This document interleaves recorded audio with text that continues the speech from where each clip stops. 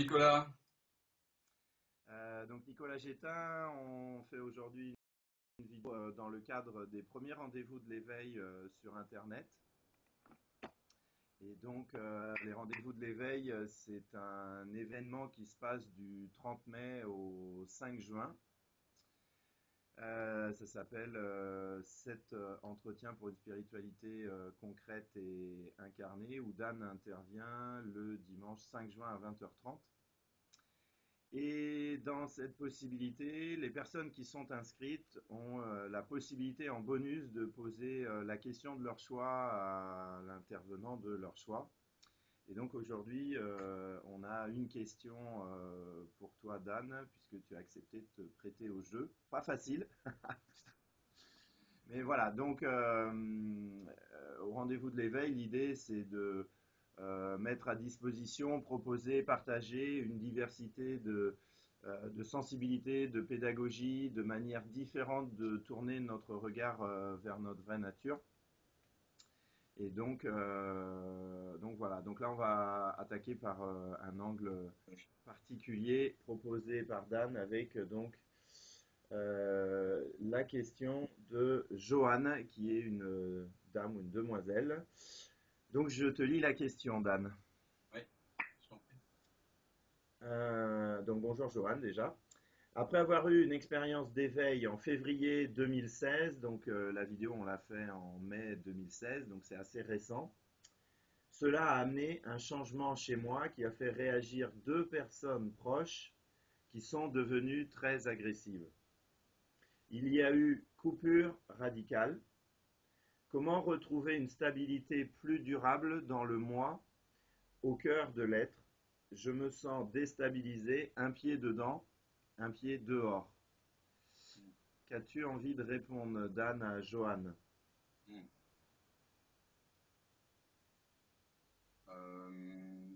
Déjà, ce que j'entends là immédiatement, c'est que c'est comme si l'expérience d'éveil que tu as eue, Johanna, te donnait un statut un peu particulier et que c'était encore plus insupportable ce que tu as vécu ensuite avec tes amis. Mais en fait, là, comme on n'est pas en direct avec toi, Johanna, je ne sais pas trop ce que tu appelles déjà expérience d'éveil. Hein, ça peut être des choses très très différentes. Euh, ce qu'on appelle l'éveil à notre véritable nature, c'est euh, le retournement de la conscience sur elle-même, qui se reconnaît elle-même consciente d'être consciente. Et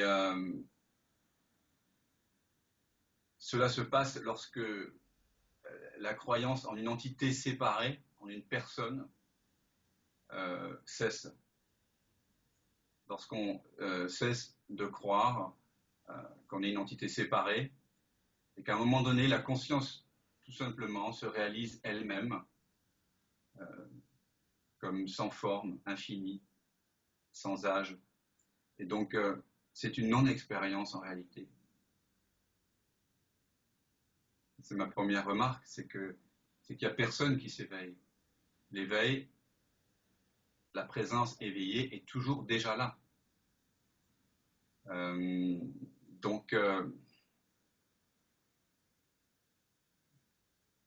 ne réservons surtout pas un sort spécial à une expérience parce qu'elle serait survenue après une expérience d'éveil, dite d'éveil.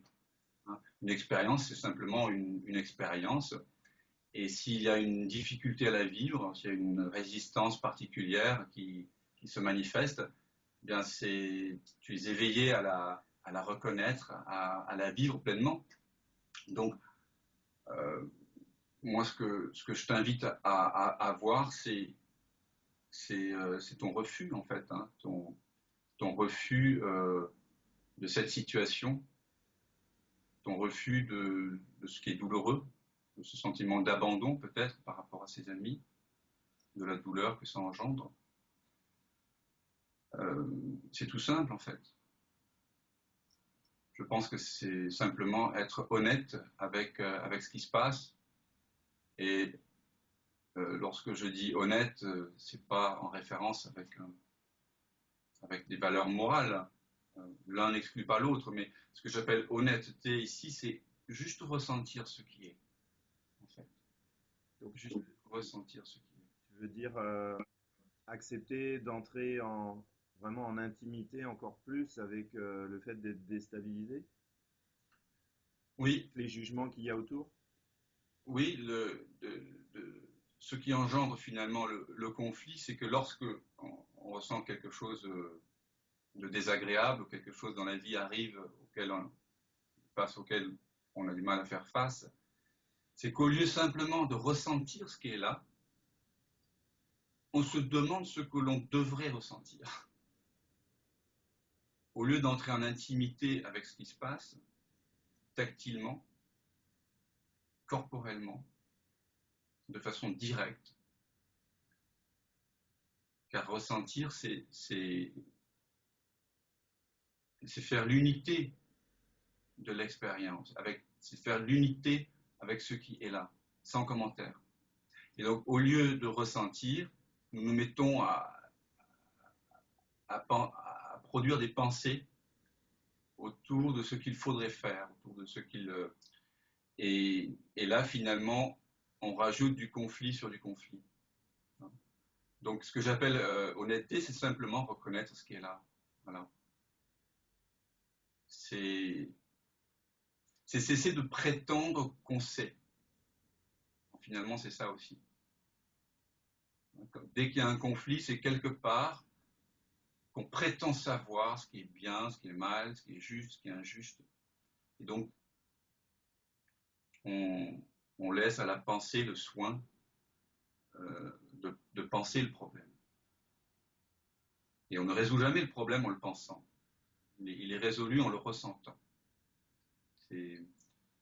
Donc j'invite à cette prise de conscience-là déjà, que quand il y a un conflit, c'est qu'on est en train de prétendre savoir ce qui serait bien. Et on pourrait, à partir de ce que Johanna a dit, je pourrais poser, par exemple, si Johanna, tu étais là avec moi, je te poserais la question, tout irait très bien si seulement. Et s'il y a en toi le moindre élan sincère de compléter cette phrase, c'est que quelque part, tu prétends savoir que ce qui est là, ce qui se présente à toi maintenant, n'est pas déjà complet. C'est très important de remarquer ça. Donc si je pose la question « tout irait très bien si seulement », alors là tu n'es pas là, mais on pourrait imaginer que tu répondes par exemple « si seulement ce clash n'avait pas eu lieu », si seulement j'étais capable d'y faire face, si seulement j'étais éveillé tout le temps, parce que c'est ce que j'entendais par rapport à ce que tu disais, Johanna, tu as le sentiment de vivre des oscillations comme ça dans ta vie. Donc face à cette question, tout irait très bien si seulement, il est très important d'être simplement honnête et de reconnaître qu'un certain nombre de choses que tu prétends savoir, hein, et chaque fois que tu vas répondre à cette question, rajouter quelque chose à cette invitation, à cette phrase, c'est que quelque part tu penses que ce qui est là ne te suffit pas finalement. Et donc, à ce moment-là, je te proposerai d'explorer chaque sentiment de séparation. Par exemple, tout irait très bien si seulement ce clash n'avait pas eu lieu.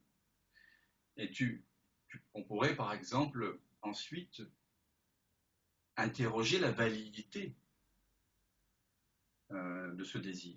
Donc, est-ce que c'est vrai ou pas? Oui, est-ce que c'est vrai ou pas, tout simplement.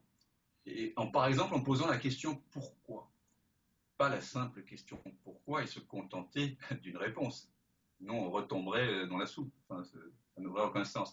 Mais poser un « pourquoi » continu, absolu, radical, à chaque réponse qui serait fournie.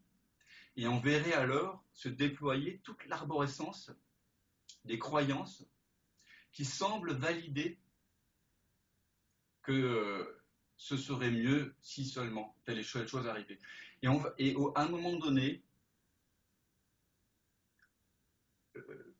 le mental va voir qu'il n'a plus d'issue. Il va essayer compulsivement de répondre parce que c'est son job.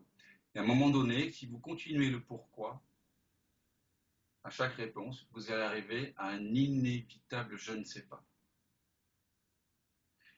Et là, quand ce je ne sais pas survient et qu'il est authentique, il y a quelque chose qui se passe. Il y a la prétention qui tombe, il y a les masques qui tombent, il n'y a plus de direction, il n'y a nulle part où aller, il n'y a plus de passé, il n'y a plus d'avenir. Il y a juste cette présence, cet éternel maintenant, là. Et souvent, lorsqu'on on est parti donc de la prétention à savoir et qu'on est arrivé à ce non-savoir, souvent, ça libère des émotions. Parce que tout simplement, en fait, la prétention à savoir crée une sorte de résistance à l'émotion. Et donc, quand on arrive au je ne sais pas, il est possible qu'il y ait des émotions qui se déploient. Alors là, comme il n'y a plus de prétention à savoir, elle se déploie librement, comme un feu d'artifice qui se déploie dans la nuit, puis qui petit à petit se diminue en intensité et puis se dissout. Et alors là, il y a ceci d'extraordinaire que la dissolution même de ce feu d'artifice d'émotion, émotionnelle, si on le suit vraiment jusqu'au bout, va révéler avec encore plus d'évidence la nuit, la beauté de la nuit, la beauté de cette présence éveillée que nous sommes, la beauté de l'écoute. Donc finalement, l'invitation, c'est de se servir de toutes nos résistances comme autant de bûches qu'on mettrait dans le brasier, dans le feu de la présence, et qui va raviver ce feu encore plus. Donc on se sert de chacune de nos résistances, de chacun de nos refus, comme une porte directe vers nous-mêmes. Donc, mon invitation, c'est ça, par rapport à Johanna. Hein, c'est revenir simplement à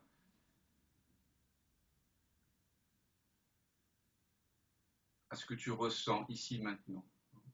La plupart du temps, quand nous disons ressentir, en réalité, nous ne ressentons pas l'émotion pure, nous ressentons la résistance à l'émotion. C'est là où on se fourvoie en fait.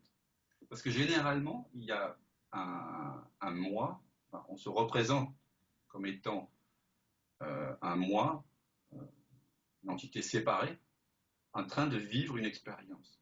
Donc, j'ai une expérience. C'est la vision duelle.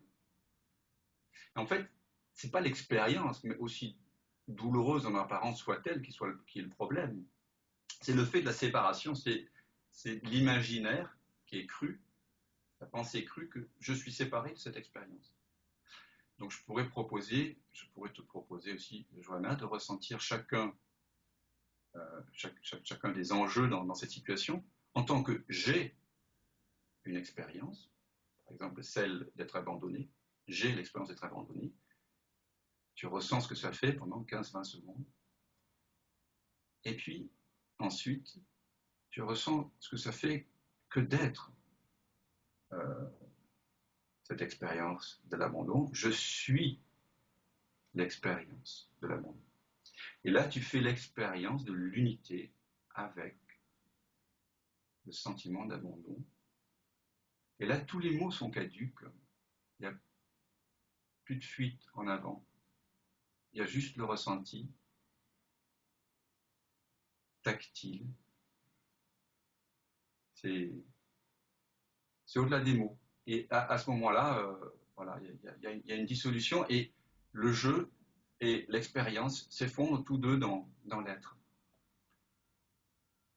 Et donc, en pratiquant ce que j'appelle ce yoga du manque, du sentiment de manque à la plénitude, pas en vérité une pratique, hein, c'est-à-dire on ne cherche pas à devenir quelque chose. C'est un jeu de révélation qui révèle ce que nous sommes déjà. Donc en pratiquant cela, on est chaque fois ramené de façon inexorable à ce que nous sommes déjà.